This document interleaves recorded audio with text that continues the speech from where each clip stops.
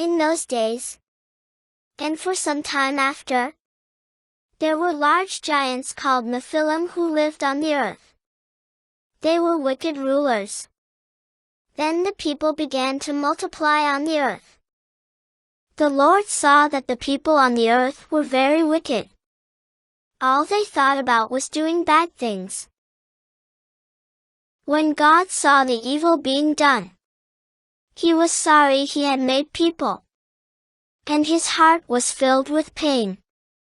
So the Lord said, I will destroy all the human beings that I made, and destroy every animal, bird, and anything that crawls on the earth. But God decided to spare Noah, as he did what was good. He obeyed God.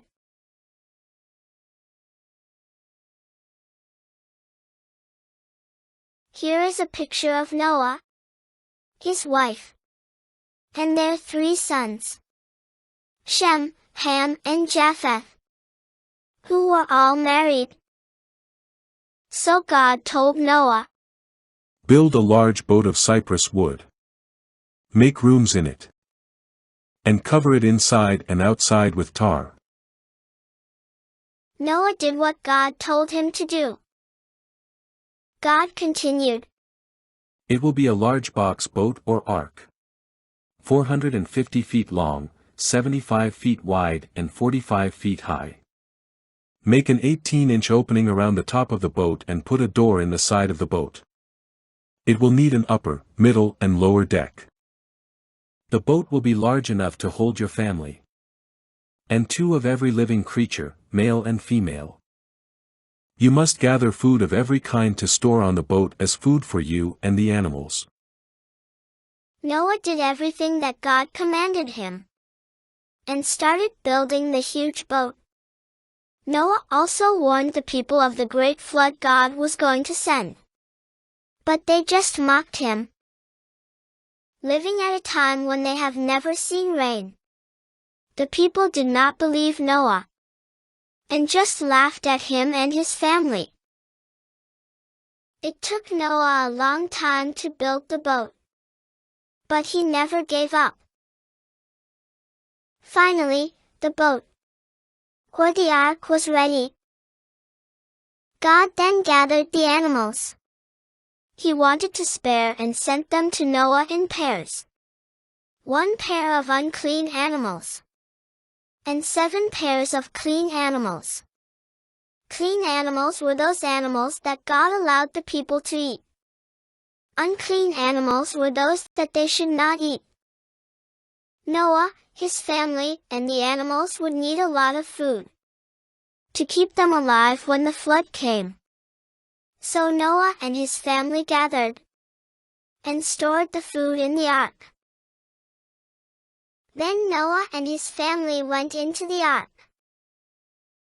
7 days later the rains came.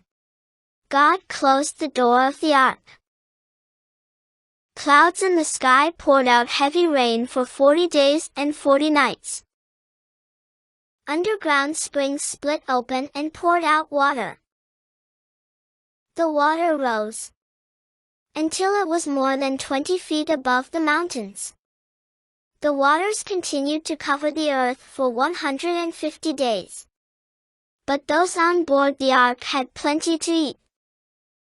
All the living things on earth died. Only Noah, his family, and the animals on board the ark survived. God stopped the rain and the underground springs. He sent a wind to blow over the earth, and the waters started going down. After another 40 days, Noah sent out a raven to see if it could find land. But it could not because the water still covered the ground. The raven flew back and forth until the floodwaters on the earth had dried up. Then he sent out a dove, but it also could not find land. So it returned to the boat. 7 days later Noah again sent out the dove. And that evening, It came back to him with a fresh olive leaf in its mouth.